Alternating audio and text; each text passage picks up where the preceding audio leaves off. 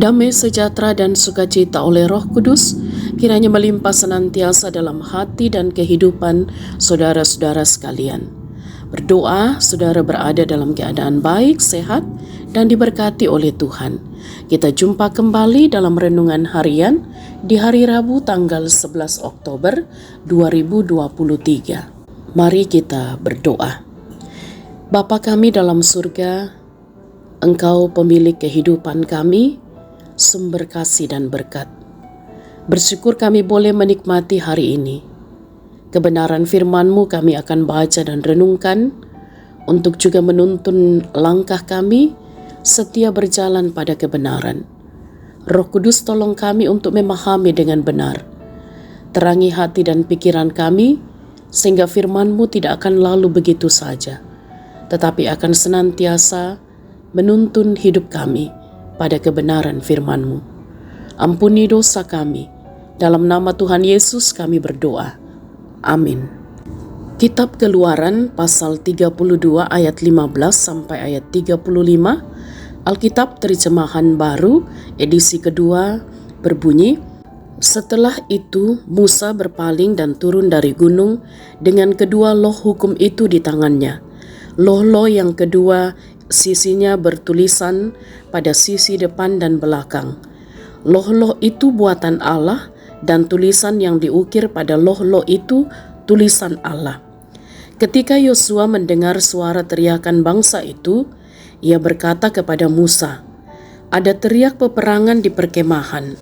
Tetapi Musa menjawab, "Bukan teriak kemenangan, bukan pula teriak kekalahan, tetapi suara nyanyian berbalas-balasan, itulah yang kudengar." Ketika Musa mendekati perkemahan, ia melihat anak lembu itu dan orang menari-nari, sehingga bangkitlah amarahnya. Ia melemparkan loh-loh itu dari tangannya dan menghancurkannya pada kaki gunung itu. Sesudah itu, ia mengambil anak lembu yang mereka buat, membakarnya dan menggilingnya sampai halus. Lalu ia menaburnya ke atas air dan menyuruh orang Israel meminumnya. Tanya Musa kepada Harun, "Apa yang telah dilakukan bangsa ini kepadamu, sampai-sampai engkau menimbulkan dosa sebesar itu pada mereka?" Jawab Harun, "Janganlah bangkit amarahmu, tuanku. Tuan sendiri mengetahui bangsa ini cenderung jahat. Mereka berkata kepadaku, 'Mari, buatlah untuk kami Allah yang akan berjalan di depan kami.' Sebab si Musa, orang yang telah memimpin kita keluar dari tanah Mesir, kami tidak tahu apa yang terjadi padanya." Lalu aku berkata kepada mereka, "Siapa yang mempunyai emas harus melepaskannya." Mereka memberikannya kepadaku, lalu aku melemparnya ke dalam api dan keluarlah anak lembu ini. Musa melihat bangsa itu menjadi liar, sebab Harun membiarkannya liar, sampai menjadi bahan tertawaan bagi lawan mereka. Kemudian Musa berdiri di pintu gerbang perkemahan dan berkata, "Siapa yang berpihak kepada Tuhan, datanglah kepadaku." Lalu seluruh kaum Lewi berkumpul di dekatnya.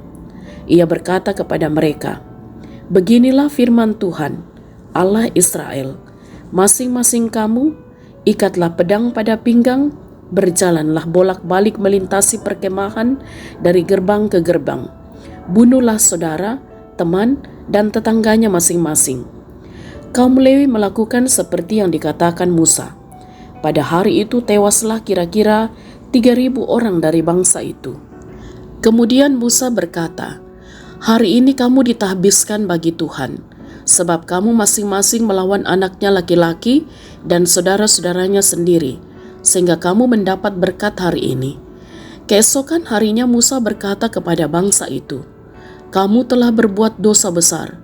Sekarang aku akan naik menghadap Tuhan. Barangkali aku dapat mengadakan pendamaian bagi dosamu itu." Lalu Musa kembali menghadap Tuhan dan berkata, "Kumohon Tuhan, bangsa ini telah berbuat dosa besar dengan membuat ilah dari emas bagi dirinya. Tetapi sekarang kiranya Engkau mengampuni dosa mereka. Jika tidak, hapuskanlah kiranya namaku dari kitab yang telah Kau tulis."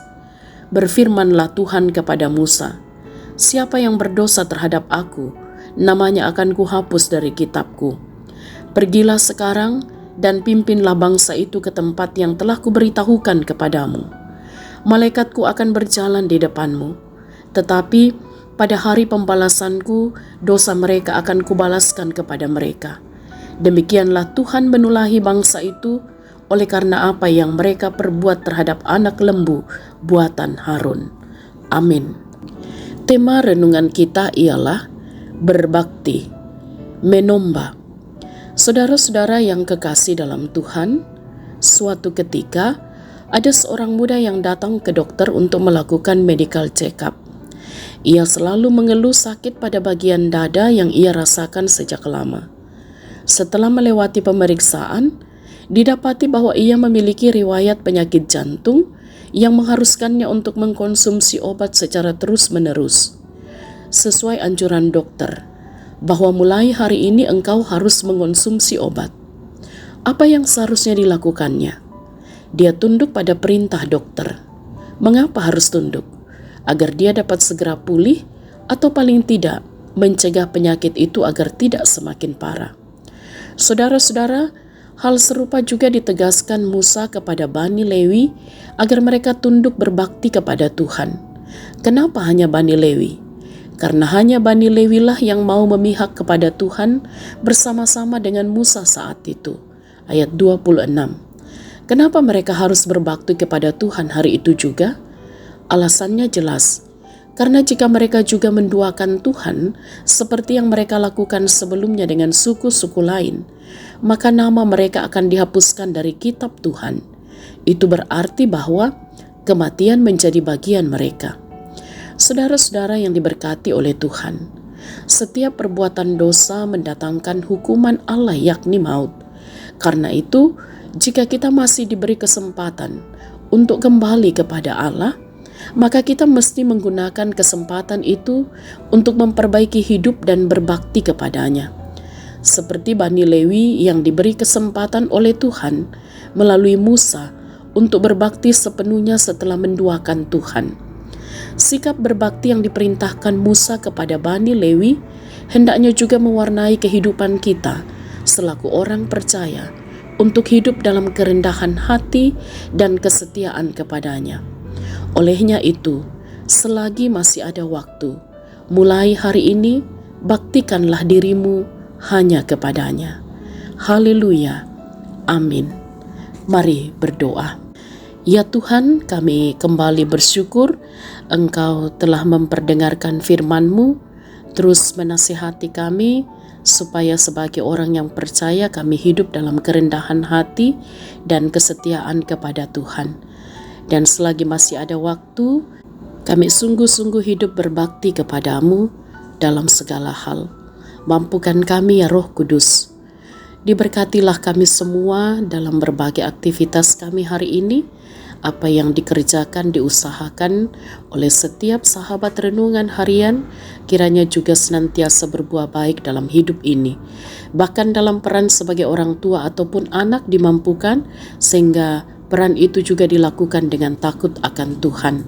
Anak-anak kami kiranya terus bertumbuh dengan baik dalam pendidikan, dalam masa muda. Mereka menjadi anak-anak yang juga takut akan Tuhan. Diberkatilah saudara-saudara kami yang saat ini sedang bergumul dengan sakit, berduka cita, ataupun dalam berbagai persoalan-persoalan hidup. Tuhanlah yang akan memulihkan keadaan setiap anak-anak Tuhan. Orang tua kami dalam masa tua mereka, kiranya mereka tetap berbahagia, bersukacita di dalam Tuhan. Kami percaya dalam kemurahan-Mu, setiap saudara-saudara kami yang menikmati kasih Tuhan dalam ulang tahun perkawinan ataupun pertambahan usia, juga keberhasilan atau kesuksesan, juga kiranya semakin dihayati semua hanya anugerah Tuhan dan mampu bersyukur dalam segala hal. Kami mohon kiranya gereja-Mu dimampukan untuk terus mengerjakan tanggung jawab panggilan bersekutu, bersaksi dan melayani, dan hamba-hamba-Mu dimanapun berada kiranya juga dimampukan untuk tetap setia melayani Tuhan. Dan kami berdoa untuk bangsa kami di tengah-tengah berbagai kemelut yang harus dihadapi oleh bangsa ini. Tuhanlah penolong sejati. Para pemimpin kami ditopang dan diberkati sehingga juga tetap mampu memimpin bangsa ini dengan benar. Bapa kami dalam surga, kami pertaruhkan kehidupan kami sepanjang hari ini, bahkan sepanjang hidup karunia Tuhan. Ampuni dosa kami, sempurnakan doa kami. Kami berdoa dalam nama Tuhan Yesus, itulah Tuhan dan Juru Selamat kami. Amin. Sahabat renungan harian yang diberkati oleh Tuhan, selamat beraktivitas hari ini. Tetaplah semangat, bersukacitalah senantiasa di dalam Tuhan Yesus. Tuhan berkati.